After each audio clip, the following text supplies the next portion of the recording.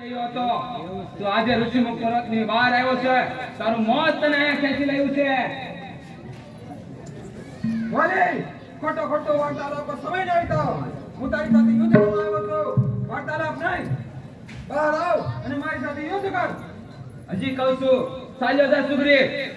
મૂર્ખ, તું જાણે છો સામે ચાલીને યુદ્ધનું આહવાન આપનાર મારી સામે ટકી ન શકે, છતાં પણ મોતને આજ સામે જોઈને શા માટે અહીંયા ઊભો છો? ચાલ્યો જા. હા વાલી ના. ક્યાં સુધી સંતાઈ સતાઈને રહું? એની કરતા તો મૃત્યુ જ સારું. તો તૈયાર થા. તૈયાર થા.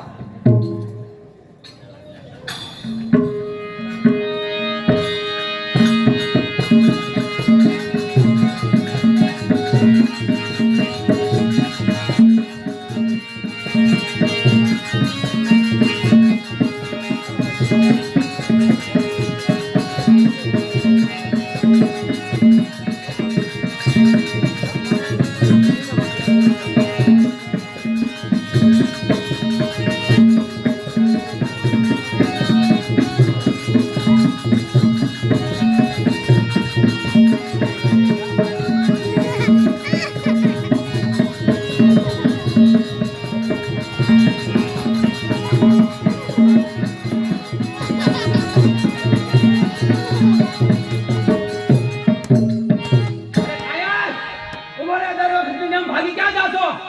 કેમ મોતનો ડર લાગ્યો છે તને?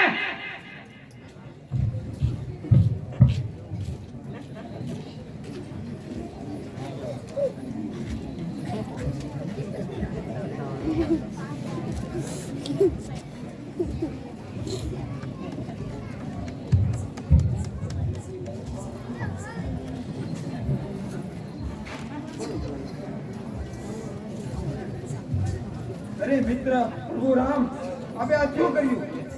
आपने मैं सगળી વાત કહી સંભળાવી હતી કે મારો વાલો અલી મોટો ભાઈ કેટલો બળશાળી છે. આપણે મને શું એના હાથે મારા છોરાઓ નતા? હા મિત્ર, આપ તમે બંને ભાઈ જ્યારે રણમેદાનમાં લડાઈ કરતા હતા ત્યારે તમે બંને ભાઈ એક સરખા લાગતા હતા.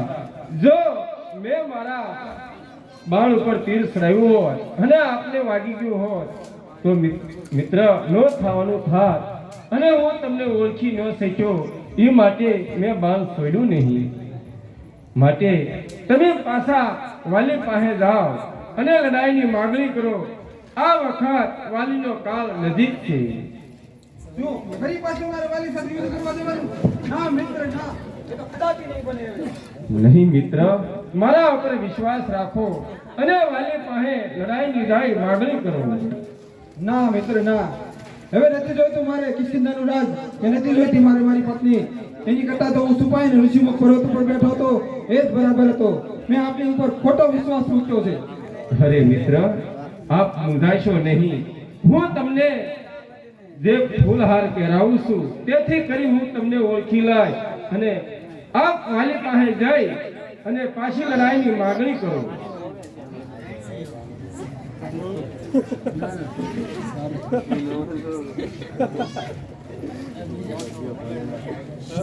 હા, શ્રી રામના સરપરાત મારા ભાઈ જે કોઈ મને માર્યો હતો એ સમગ્ર પીડાઓ દૂર થઈ ગઈ છે અને મારા શરીરમાં નવું બળ અને નવી ઉર્જાનો સંચય થયો છે.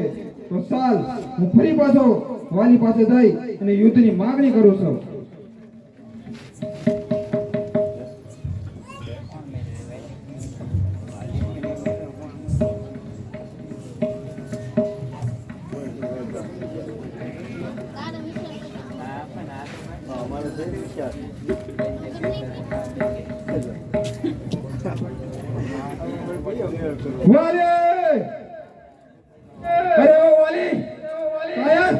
પતિના ખોળામાં મોઢું છુપાવીને શું બેઠો છો?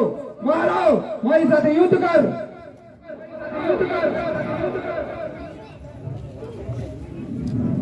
અરે તારા આ સુગ્રીવ જ્યારે ને ત્યારે બસ તાયરોની જેમ યુદ્ધની માગણી કરે છે અને પછી મારા હાથનો માર ખાય અને નાખ્યો જાય છે.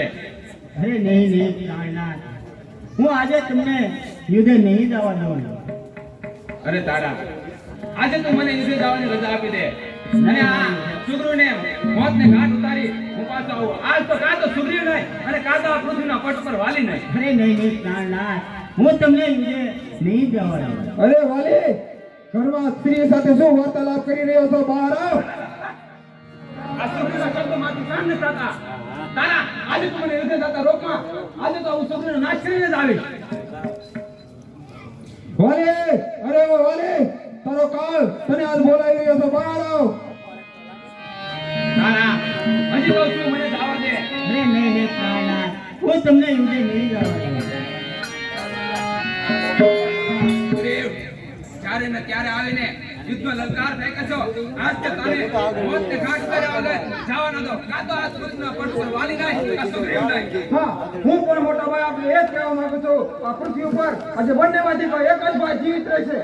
તો ત્યાં જ થા. હા, માટે આપ યુદ્ધ કરવા માટે તૈયાર થાઓ.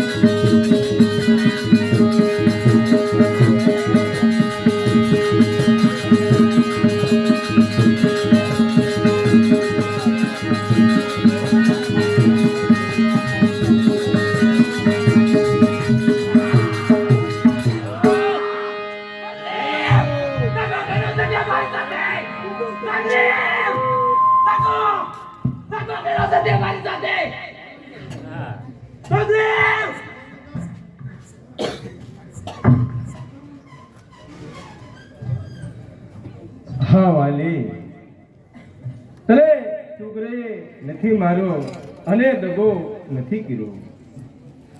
દગો કર્યો છે મારી સાથે. દગો કર્યો છે આ રાજકુમાર.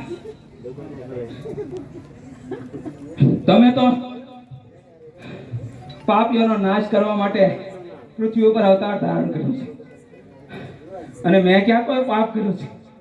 મેં તો મારા ભાઈ સાથે દુશ્મનાવટ કરી છે અને ભાઈઓ વચ્ચે તો દુશ્મનાવટ હોય, મનમેળ હોય.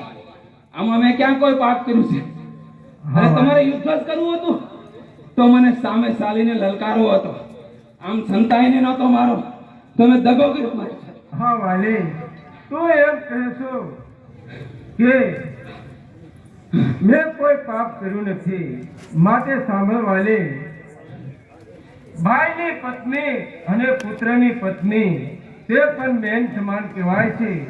તેની ઉપર કુદ્રષ્ટિ કરનારને પાપી કહેવાય છે. એ માટે તે તારા ભાઈની પત્ની ઉપર કુદ્રષ્ટિ કરી, એ માટે મેં તને માર્યો છે. હા પ્રભુ, તમારી પાસે મારી કોઈ ચતુરાઈ નહીં ચાલે, પરંતુ મારી આપને વિનંતી છે અને તમે મને વાત કરી હોત અને એક વખત પસ્તાવાનો મોકો આપ્યો હોત તો હું આપને શરણે આવી જાત.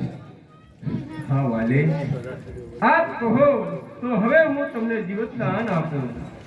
ના પ્રભુ ના, હવે મારે જીવતદાન નથી જોઈતું. મારે જીવતદાન નથી જોઈતું.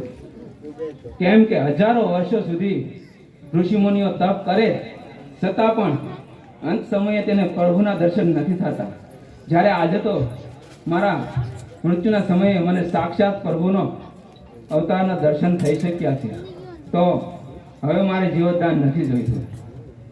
હા વાલી, તો આજે તારે જે માગવું હોય તે પણ માગી લે.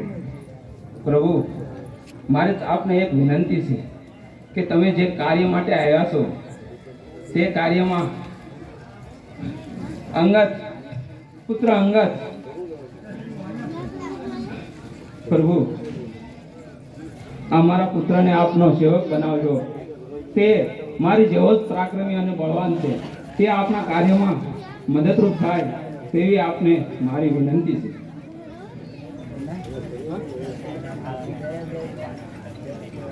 હા વાલી, હવે આપ કહો, તમારી કોઈ ઈચ્છા બાકી હોય તો કહો. પ્રભુ, ઈચ્છા તો એક જ કે જેમ આ જન્મે તમે મારા મૃત્યુનું કારણ બન્યા તેમ આવતા જન્મે હું તમારા મૃત્યુનું કારણ બનું એવું મને વરદાન આપો. હા તથાસ્તુ.